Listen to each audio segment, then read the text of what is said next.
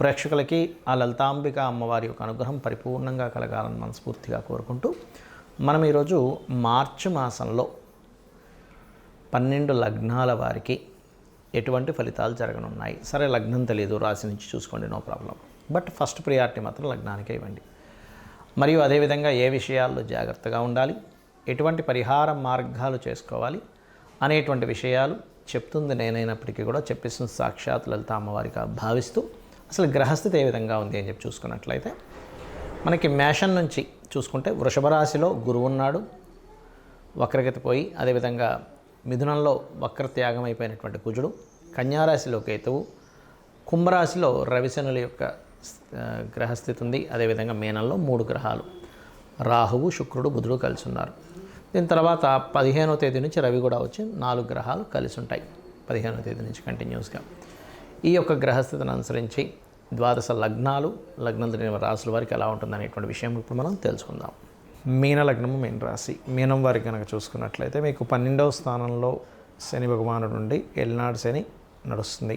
అయితే రవి వచ్చి కంబస్ట్ చేశాడు కాబట్టి ఆ ఏలినాడు శని ప్రభావం తగ్గుతుంది. కంబస్ట్ అయినప్పుడు శనిని కంబస్ట్ చేసుకున్నాడు కాబట్టి గతంలో ఉన్నటువంటి ఇన్వెస్ట్మెంట్స్ ఏవైతే ఉన్నాయో అవి కొంతవరకు కొన్ని విషయాలు స్ట్రక్ అవ్వడం, కొన్ని విషయాలు ఖర్చులు ఆగడం కూడా జరుగుతూ ఉంటుంది. కాకపోతే లగ్నంలో ఉన్నటువంటి 3 గ్రహాలు అంటే రవి, బుధ, అయితే రవి 15వ తేదీ నుంచి వస్తున్నాడు. బట్ శుక్ర, బుధ, రాహు మాత్రం రాశిలో ఉన్నందుకు కొన్ని సినిమా రంగాల్లో ఉండేటువంటి వారికి, ఆన్లైన్లో వ్యాపారం చేసేటువంటి వారికి, సాఫ్ట్వేర్ రంగాల్లో ఏమైనా ఇవాళ రేపు కొత్తగా AI అని వచ్చింది, ఆర్టిఫిషియల్ ఇంటెలిజెన్స్ రిలేటెడ్ సంబంధంగా మీరు చేసేటువంటి కొత్త ప్రయోగాలు కావచ్చు, కొత్త ప్రయత్నాలు కావచ్చు, ఇవి సక్సెస్ అవ్వడం అనేటువంటిది చాలా స్పష్టంగా చూపిస్తుంది. అదేవిధంగా ఆల్ ఆఫ్ సడన్గా జాబ్ సంబంధించిన విషయంలో మార్పులు చూపిస్తున్నాయి.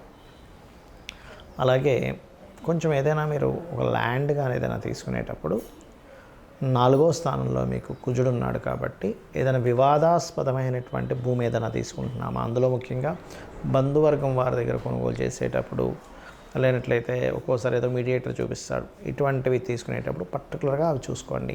బికాజ్ ఆఫ్ ఇక్కడ ఈ 4వ స్థానంలో కుజుడు ఉండడమే కాకుండా 7వ స్థానంలో కేతు ఉన్నాడు. ఈ కేతువు పైన కుజుడు యొక్క దృష్టి ఉంది. అలా ఉన్నందుకు ఒక్కొక్కసారి పార్ట్నర్స్తో తెలియని చిన్న మిస్అండర్స్టాండింగ్స్ ఇవి జరుగుతూ ఉంటాయి. అదేవిధంగా మరొక విషయం ఏంటంటే ఇక్కడ గమనించుకున్నట్లయితే ఈ యొక్క రాశి వారికి ముఖ్యంగా ఈ మీనలగ్నం లేదా మీనరాశి వారికి గమనించుకున్నట్లయితే సడన్గా జాబ్ విషయంలో మార్పులు, తొందరపడి ఏదైనా పార్ట్నర్స్ని మీ లైఫ్లోకి తీసుకోవడం వల్ల జీవిత భాగస్వామిని ఎంపిక చేసుకునేటువంటి అంశంలోని కొన్ని తొందరపాటు నిర్ణయాలు తీసుకుంటారు. ఇటువంటి విషయాల్లో చాలా కేర్గా ఉండండి. ఇక మీకు సక్సెస్ఫుల్గా సాగాలి లైఫ్, ఈ కుజ కేతువు యొక్క ప్రభావం సప్తమంలో ఉన్నందుకు మరి వివాహ సంబంధించిన విషయంలో ఎక్కువ ఇబ్బంది పడుతున్నాం అనుకునేటువంటి వారు, పర్టికులర్గా మీరు వివాహం కోసం చూసేటువంటి వారు నవగ్రహాల్లో కుజకేతు గ్రహాల దగ్గర దీపారాధన చేయండి. మరియు ఓం కామేశబద్ధ మాంగళ్య సూత్ర శోభిత కందరాయ నమః అనే నామస్మరణ చేయండి. లేదంటే ఇంకా మాకు ఎక్కువ స్ట్రెస్ ఉంది వివాహం విషయంలో, ఎంత చూసినా సెట్ అవ్వట్లేదు అనుకునేటువంటి వారు కందులు, ఉలవలు దానంగా ఇవ్వండి. అలాగే వివాహం అయ్యి మళ్ళీ ఇబ్బంది ఉంది, మా గొడవలు అవుతున్నాయి అనుకునేటువంటి వారు నవగ్రహాల్లో శని రవి గ్రహాల దగ్గర దీపారాధన చేయడము, మరియు మీరు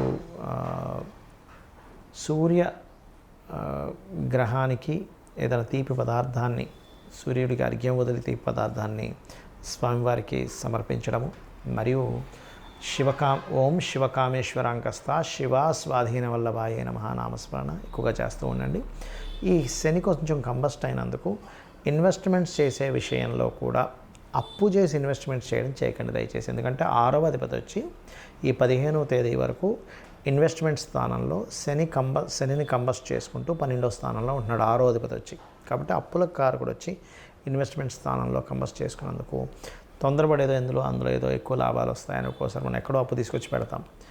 అప్పు తీసుకొచ్చి పెట్టిన వడ్డీ కంటే కూడా ఇక్కడ చాలా తక్కువ మొత్తంలో రావడం వల్ల అది కట్టడమే కాకుండా మళ్ళీ ఇంకా అప్పులు పాలవ్వాల్సి వస్తుంది. కాబట్టి ఈ యొక్క విషయాల్లో చాలా జాగ్రత్తగా ఉండండి. అందులో ముఖ్యంగా తండ్రి గారి ఆస్తి విషయంలో కూడా కొంత జాగ్రత్తగా ఉండండి.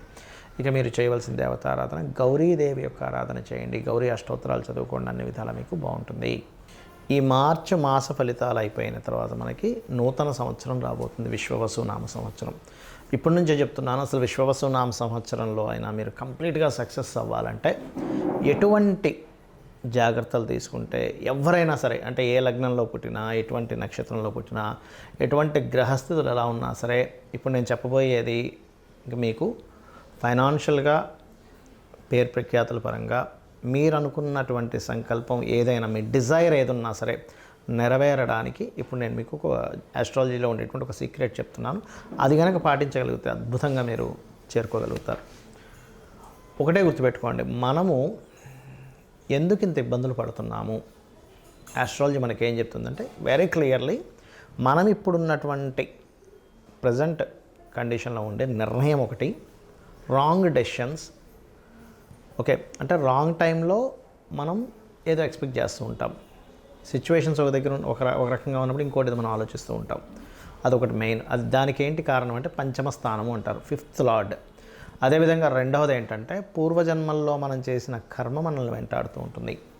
ఇక్కడ చాలామందికి సందేహం ఏంటంటే మరి పూర్వజన్మ కర్మలో అలా ఉన్నప్పుడు అది ఇంకా మారదా, మరి అలా ఉన్నప్పుడు అలాగే నడిచిపోవాలి కదా అనుకుంటూ ఉంటారు. కానీ ఇక్కడ భగవంతుడు మనకి రెండు ఇచ్చాడు విషయాలు. ఏమిటంటే ఒకటి, మనం పూర్వజన్మలో చేసినటువంటి కర్మ వల్ల మన జాతకం నడవడము, రెండవది మన ప్రయత్నం వల్ల కూడా కొంత ఆ స్కోప్ అనేటువంటిది, ఆ ఛాన్స్ అనేటువంటిది మనకి ఇచ్చాడు. దాన్ని ఫ్రీ వీల్ అంటారు. అంటే మనం ప్రయత్నం చేయడం వల్ల వచ్చే సక్సెస్. ప్రయత్న స్థానం అనేటువంటిది 3వ స్థానము, సక్సెస్ అనేటువంటిది 11th హౌస్.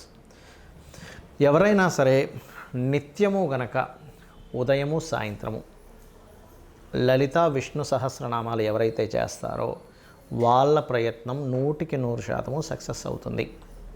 అలా కాదండి, నేను అంత నాకు సహస్రనామాలు నోటికి తిరగవు, ఇంకేదైనా సింపుల్గా చేసుకునేది ఉందా అంటే సింపుల్గా ఏం లేదు.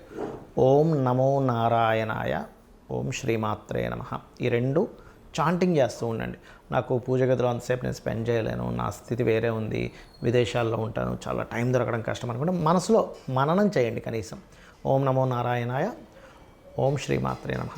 ఇంకా వీలుంది నాకు అంటే ఓం నమః శివాయ కూడా చేసుకుంటే అద్భుతమైన ఫలితాలు వస్తాయి దీనివల్ల. ఒకటి. ఇక రెండవది ఏంటంటే, ఇక నేను చెప్పేది ఒకటే, కొత్త సంవత్సరంలోకి నెక్స్ట్ ఈ మార్చ్ ఫలితాల తర్వాత నెక్స్ట్ మార్చ్ ఎండింగ్ నుంచి మనకి ఎట్లాగో విశ్వవసునామ సంవత్సరం వస్తుంది. అడుగుపెట్టేటప్పుడు కొన్ని విషయాలు మైండ్లో బాగా పెట్టుకోండి. ఏలినాడు శని ఉంది, అర్ధాష్టమి శని ఉంది, అష్టమి శని ఉంది, అమ్మో నా లైఫ్ ఏదో అయిపోతుందేమో అనేటువంటి భయాల నుంచి ఫస్ట్ బయటికి రండి. శని అంటే ఏమిటంటే కర్మకారకుడు. మనం ఎటువంటి కర్మలు చేసామో ఆ కర్మలను ఇచ్చేవాడు ఎంతసేపు బ్యాడే ఇవ్వాలని రూల్ లేదు, గుర్తుపెట్టుకోండి. మనకి ఒక అద్భుతంగా ధనం సంపాదిస్తున్న శనే కారకుడు దానికి. Because of natural 10th and 11th lord ఆయన. 10th అంటే కర్మ, 11th అంటే లాభాలు. అంటే ఇచ్చేది కూడా ఆయనే, గుర్తుపెట్టుకోవాలి ఫస్ట్. ఇక్కడ ఎంతసేపు ఏంటంటే శని అనేటువంటి పాయింట్ని మనం ఎంతసేపు నెగిటివ్ కోణంలోనే చూస్తూ ఉంటాం. ఎలా అంటే ఒక తండ్రి ఉన్నాడు, తండ్రిని పూర్తిగా అర్థమైన వ్యక్తి తండ్రి కోపాన్ని అర్థం చేసుకుంటాడు, తండ్రి బాధ్యతని అర్థం చేసుకుంటాడు. కానీ తండ్రి అర్థం కానివాడు తండ్రి కోపాన్ని మాత్రమే చూస్తాడు. తండ్రి ఎప్పుడు ఇలాగే హింసిస్తుంటాడు, తల్లి ఎప్పుడు ఏదో ఒకటి నువ్వు చదువురా అంటూ ఉంటుంది, ప్రతిదానికి అడ్డం పడుతుంది. ఇది మాత్రమే చూస్తాం. కానీ తల్లి అంత బాధ్యతగా ఉదయాన్ని నిద్రలేచి మనకి ఫుడ్ అనేటువంటిది చూసుకుంటుంది, లేనట్లయితే మన అవసరాలు చూసుకుంటుంది, మనం ఎప్పుడేంటనేది అన్ని జాగ్రత్తగా రక్షించుకుంటుంది. తండ్రి కూడా మన కోసం పనిచేస్తున్నాడు అనేది మనం మర్చిపోతాం. ఎంతసేపు ఆయన కోపడుతున్నాడు, నేను ఖాళీగా కనిపిస్తే ఏదో ఒకటి అంటున్నాడు అనేది చూస్తాం. అలాగే శని విషయంలో కూడా ఇదే రాంగ్ జరుగుతుంది అందరికీ కూడా. ఏంటంటే శని అనగా నమ్మో వెళ్ళినాడు శని, ఏం చేయాలి గజగజ ఉనికిపోవడం, ఇది కాదు. శని అనేటువంటిది కర్మకారక ప్లానెట్. నువ్వే కర్మ చేశావు. ప్రతి జీవుడికి పూర్వజన్మలో చేసినటువంటి కర్మ వల్లే ఈ జీవితం వస్తుంది. ఇక్కడ మ్యాటర్ ఏంటంటే అందరూ బాధపడడానికి కారణం మనం పాస్ట్ లైఫ్లో ఏం చేసాం, ఇక్కడ అసలు ఈ జన్మ ఎందుకు పుట్టామనే విషయం తెలియకపోవడమే మనం బాధపడుతూ ఉంటాం. నువ్వు ఒక డాక్టర్ అవ్వాలనుంది, నువ్వు కొంతమందికి డాక్టర్గా నువ్వు సేవ చేయాలనుంది, అప్పుడు నువ్వు డాక్టరే సేవ చేస్తుంటావు. లేదా ఒక ఇంజనీర్ అవ్వాలనుంది, లేకపోతే ఒక మంచి టిఫిన్ సెంటర్ పెట్టాలనుంది, లేనట్లయితే ఇంకోటి ఏదో అవ్వాలనుంది. మనం ఏం చేస్తున్నామంటే అసలు ఏమవ్వాలనుంది, ఎందుకు పుట్టామనే విషయం మర్చిపోయి ఆ పుట్టిన విషయాన్ని, అది జరుగుతున్న అంశాన్ని ఎంజాయ్ చేయడం మానేసి అది అవ్వలేకపోయాను, ఇది అయిపోయానని చెప్పి బాధపడుతూ ఉంటాం. కానీ యాక్చువల్గా నువ్వు పుట్టింది ఫలానాది అవ్వడానికి. ఒక ఆస్ట్రాలజర్గా ఎవరికైనా ఏదైనా ప్రాబ్లం ఉంటే వాళ్ళకి గైడ్ చేసి వాళ్ళ ప్రాబ్లమ్ని గ్రహపరంగా ఏం చేసుకోవాలనేది స్పష్టంగా వాళ్ళకి క్లియర్గా చెప్పడానికి ఒక ఆస్ట్రాలజర్ అవుతాడు. అదేవిధంగా ఒక డాక్టర్ ఆ రోగాన్ని నివారించడానికి ఒక డాక్టర్ అవుతాడు. ఒక ఇంజనీర్ చక్కటి బ్రిడ్జెస్ లేకపోతే ఇల్లు కట్టుకోవడానికి ఇంజనీర్ అవుతాడు. అంటే అది కర్మ. అయితే ఈ జన్మని మనం ఎంతసేపు ఈ యొక్క జన్మచక్రంలో తిరగడమే కాకుండా పర్టికులర్గా ప్రతి వ్యక్తి కూడా 3 విషయాలు ఖచ్చితంగా పాటించినట్లయితే ఈ జన్మచక్రం నుంచి కూడా బయటపడతారు. ఏమిటది అంటే నిత్యం లలిత సూర్య ఉపాసన చేయడము, పెద్దల్ని సేవించడము, ఇంట్లో పితృదేవతలను సేవించడము, ఏదైనా ఆలయాలకు వెళ్ళి సేవ చేయడం. ఇవి చేస్తూ గోసేవ కనుక చేయగలిగితే, ముఖ్యంగా మీకు ఎటువంటి శని దోషాలు ఉన్నా, లేనట్లయితే ఎటువంటి కాలసర్ప దోషాలు ఉన్నా, లేకపోతే మీ గ్రహస్థితిలో ఎంత దారుణమైన స్థితి ఉన్నా, అంటే కొంతమంది అంటుంటారు ఏమండి నాకు అసలు రూపాయి పుట్టట్లేదు, చాలా ప్రాబ్లమాటిక్గా ఉన్నాను అని అనుకునే వారికి నేను చెప్పేది ఒకటే, ఏమిటంటే నిత్యము పూజ చేయండి. నిత్యము పూజ చేయండి, డైలీ మార్నింగ్ ఈవినింగ్. ఏమంటే మాకు అది సరిపోవట్లేదు, నిత్యం పూజ చేస్తున్నాను, ఒక యంత్రం పెట్టుకోండి చక్కగా. ఆ యంత్రాన్ని ఒక రాగిదాంతో చేస్తారు. ఆ యంత్రానికి ఏంటంటే జలావాసము, పుష్పవాసము, ధాన్యవాసం చేసి దానికి శక్తిని చేకూర్చి దానికి జపం చేసి ఇస్తారు. యాక్చువల్గా అది ఇస్తుంటారు. కొంతమంది అడిగినప్పుడు నేను కూడా ఏర్పాటు చేశాను. బట్ ఏంటంటే మీరు ఎక్కడైనా కూడా తీసుకోవచ్చు అది. అయితే ఇక్కడ ఏంటంటే దాన్ని కనుక చేయగలిగితే ఇంకొంచెం స్ట్రెంత్ పెరుగుతుంది మీకు.